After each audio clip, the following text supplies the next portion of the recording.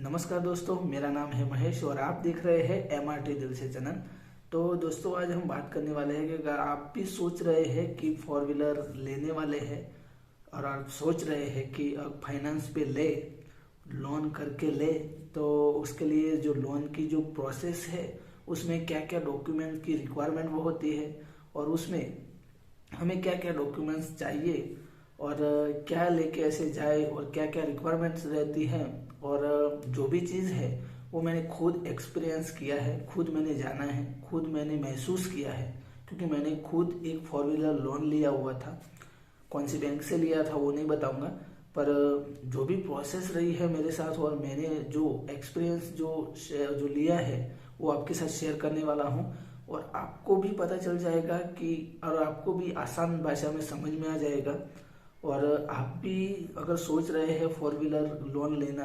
Auto vehicle जो loan है वो भी आप अगर लेना चाहते हैं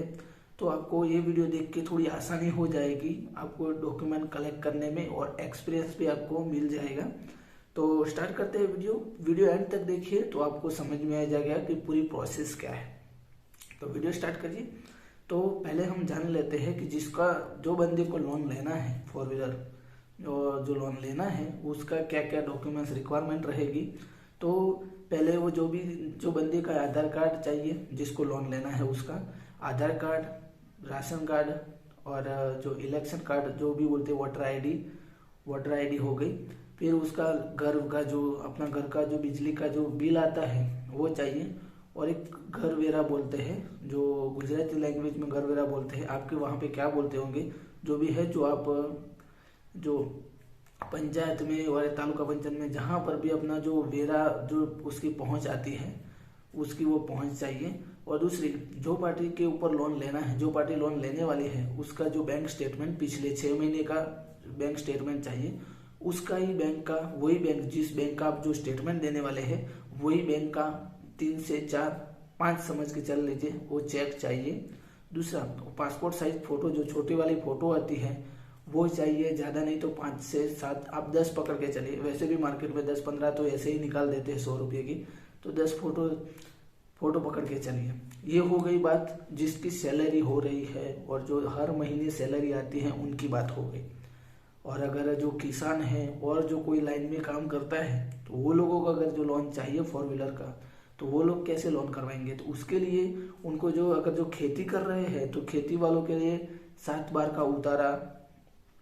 जो खेती का देना पड़ेगा। मतलब 7 बार का उतारा समझ लीजिए, जिनका आपके नाम पे खेती है, हमारे पास इतनी ज़मीन है और हम इतनी ज़मीन में खेती करते हैं, उसका आपको प्रूफ देना पड़ेगा। 7 बार का उतारा जो ऑनलाइन रहता है वो आपको देना पड़ेगा बैंक को, और फिर बैंक डिसाइड करेगी और देखेगी आपके जो 7 बार के उतारे को, ज़मीन का जो भी आपने प्रूफ दिया है कि हम इससे इनकम कर रहे हैं, वो चीज़ को देख के फिर बैंक डिसाइड करेगी कि आपको लोन मिलेगी या नहीं मिलेगी। ये तो हो गई जिसको लोन लेना है उसका डॉक्यूमेंट की बात। इसमें आपको एक गारंटर भी मांगेगा बैंक कि अगर आप लोन नहीं भरते हैं तो आपकी लोन की जिम्मेदारी कौन लेगा। तो एक इसमें आपको एक गारंटर देना रहता है और गारंटर का आधार कार्ड और पैन कार्ड, पान कार्ड जो भी आप बोलते होंगे, फिर इलेक्शन कार्ड, वोटर आईडी,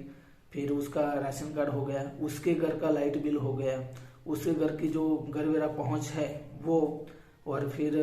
उसका सिग्नेचर चाहिए जो एंड टाइम में ऐसा फिसल ना जाए और मुकर ना जाए, ऐसा गारंटर लाइएगा जिसके ऊपर आप वो सिग्नेचर वो करने के लिए जो बैंक बोलेगी तो फाइल में आपको सिग्नेचर करवानी होगी दोनों पार्टी की, जो लोन ले रही है उसकी और जो गारंटर बन रहा है उसके, दोनों की आपको सिग्नेचर करनी रहेगी। पूरी जो फाइल है उसके एग्रीमेंट पेपर साइन बोलते हैं, जो एग्रीमेंट पे आपको साइन करना पड़ेगा। और दूसरी चीज़, अगर आपका खुद का घर है तो आप खुद का घर का लाइट बिल दे सकते हैं। अगर नहीं है, अगर आप कहीं किराए पे रह रहे हैं, वो केस में आप क्या करेंगे, तो वो केस में आपको जो भी घर का मालिक है उसका रेंट एग्रीमेंट करवाना पड़ेगा। रेंट एग्रीमेंट वो खुद करके देगा, जो ओनर है जिसके घर में आप रहते हैं जो किराए पे, तो वो वहाँ से आपको रेंट एग्रीमेंट करवाना पड़ेगा वकील के पास से, और वहाँ पे लिखवाना पड़ेगा कि ये बंदा हमारे घर में जो रेंट पे रह रहा है, पिछले जितने साल से आप रह रहे हैं वो पूरा लिखवाना पड़ेगा। एक बार आप बैंक वाले से या फाइनेंस वालों से पूछ लीजिएगा कि जो रेंट एग्रीमेंट है उसमें क्या क्या करना है। वैसे सब वकील है जहाँ पे आप जो स्टैम्प पेपर बनवाते हैं वहाँ पे सब लोगों को पता ही रहता है कि रेंट एग्रीमेंट किस तरह बनता है और क्या प्रोसेस है, बराबर है। ये थी छोटी सी जानकारी, पर मोस्ट इम्पोर्टेंट थी, आपको समझ में आ गए हो। अगर समझ में अगर थोड़ी बहुत भी अगर कुछ मिस्टेक है और अगर मेरे समझाने में भी आपको थोड़ी बहुत मतलब मैं समझा नहीं पाया हूँ कुछ चीज़ें, तो आप मेरी ये इंस्टाग्राम आईडी है, वहाँ पे आप फॉलो करके भी मुझे मैसेज कर सकते हो और पूछ सकते हैं जो भी आपका सवाल हो। मिलेंगे एक नए वीडियो के साथ, तब तक जय हिंद, वंदे मातरम।